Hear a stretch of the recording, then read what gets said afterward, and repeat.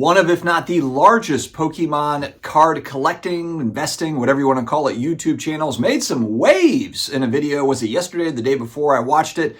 I wanted to just share my thoughts on this because I thought it was really strange. And again, I'm still getting used to the whole Pokemon card community, all the YouTubers. I had never watched a PokeRev video until yesterday and kind of did a little bit of a deep dive and watched some of the reaction videos to his video and that sort of a thing.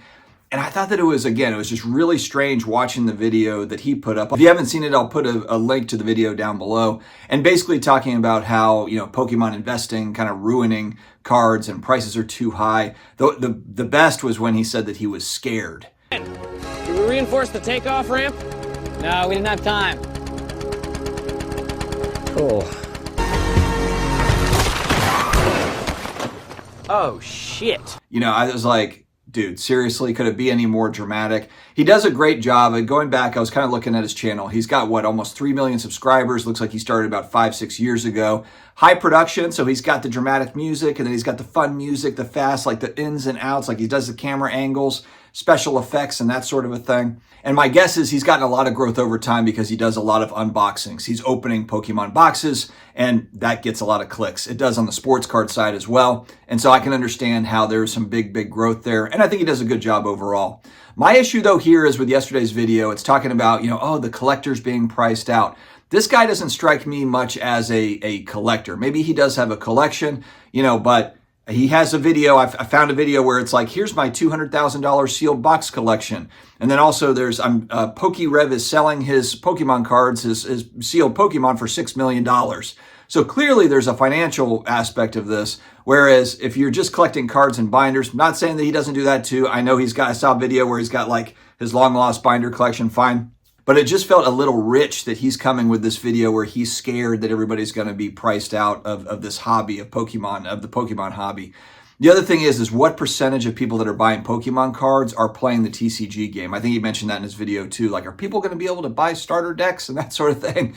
And I'm also thinking too, my God, you go back a couple of years, a lot of the money, or I guess the equity, let's call it that, in Pokemon booster boxes right now is just because people were buying them going back 2-3 years, year and a half ago, when I've heard stories of, a lot of these products at closeout, like it's $75, $80, $90 for a booster box. Nobody wanted it. Rudy Alpha Investments famously talks about this, where he went in, basically negotiated for pallets of this stuff. I would be very curious to know what price point Rudy got some of these at, because I think that he got them for less than $75 for a booster box, because he probably bought a zillion boxes. Well, we know he did. At $75, $80 for a booster box, there's 36 packs in a booster box. You're talking about like $2.50 for a pack of Pokemon cards of the modern stuff that everybody loves, all the new art and everything. I talked about vintage in a video a couple of days ago, and people were like, vintage sucks. I'm still exploring all this because I think it's the talking points around this stuff is really fascinating for me. So I've been really drawn to a lot of the vintage singles. But anyway, different video for a different time. $2 a pack. Going back a couple of years ago, it was underpriced. It was underpriced. Whereas now, where you're seeing these price increases, a lot of people will say, oh, this is new people like myself that are coming in and now they're buying, a lot of booster boxes and that sort of thing. And that's pushing the prices up. That's certainly part of it. But there's a lot of factors that play into it. We've talked about rip and ship becoming a huge business. Rip and ship business has gotten huge, and it's getting bigger. And frankly, it's gotten probably big because it was $2 a pack, going back to those times when people were able to get product for $80 for 36 packs. It was underpriced. $2 a pack is like 1995 prices. I guess it came out in 1999. My point, though, is that there has not been a lot of inflation on PokeCard packs over time, and now all of a sudden, these booster boxes, whether it's Sword and Shield era or Scarlet and Violet era, like, ooh, it doubled in price, and everybody's like, oh my gosh, this is crazy. But the truth is that, look, these packs, especially when I compare to a lot of the sports card boxes and packs and different products, these were very inexpensive packs and boxes.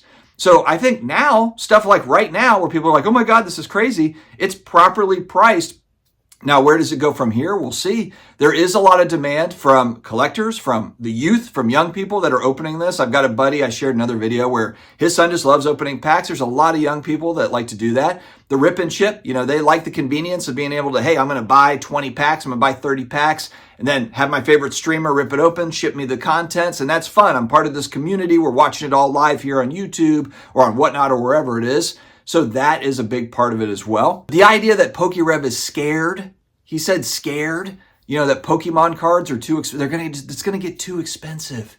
The prismatic evolutions, guess what's going to happen? If it does sell out, if it does, I hear that the thing it's mind boggling. It's short printed. It's a supply shortage.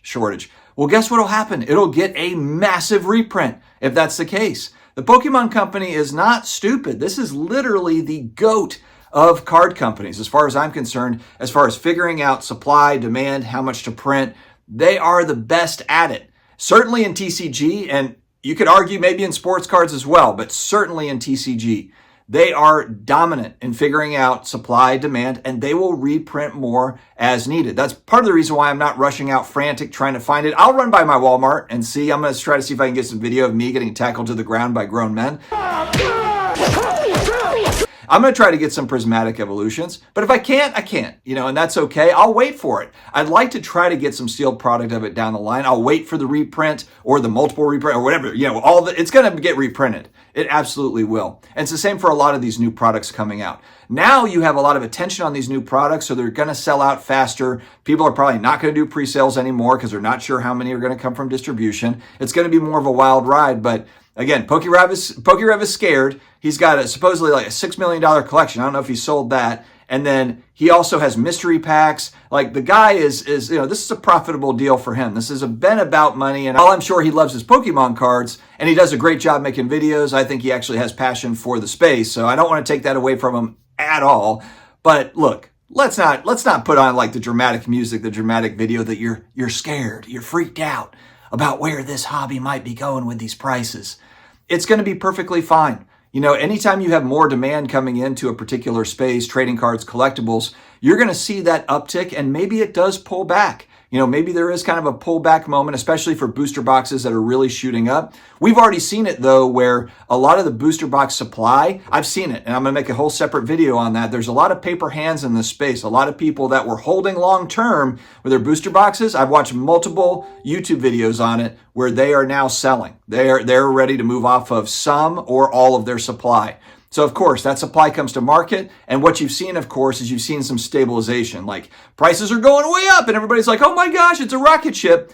But it just takes that supply to come to market. It's inevitable. If you buy, and that's not a knock on anybody. Look, if you got booster boxes at $80, $90, $100 and now they sell for $250, $300, $400 in a relatively short period of time, and you want to sell those and make some money off of it, that's your prerogative. That's your business. But that's the whole fun of the market. That's the whole thing. You're going to have, I've had commenters that have said, hey, dude, like 5-figure gains for me are nothing. Like I've got there's whales out there that are like, they're holding. They don't care about these short-term waves. They don't care about this movement upward. They probably don't care about the next movement upward. They're going to hold on to it. And then you're going to have some people in between there that are like, you know what? I'm going to strategize a little bit. I've got a lot of this. I'm going to sell off some of this. I'm going to buy into that. And it's also your hobby supporting your hobby, to where selling off some of your holdings to buy into other things so that you're not having to put new money in. There's a lot of strategy that goes into trading cards. Prices are going to move up. Right now, it's a hot topic. Pokemon cards, sealed especially. I'm a sports card guy that dove into this about a month ago. So I am a true newbie. I'm learning from you all. But this was really kind of a reach for me, where you got it, this huge YouTuber, PokeRev, that, has a big dollar sealed collection and then is worried about, prices going up. So anyway, just thoughts from a Pokemon investing in quotation marks newbie. Guys, stay healthy, stay awesome. I'll talk to you again later.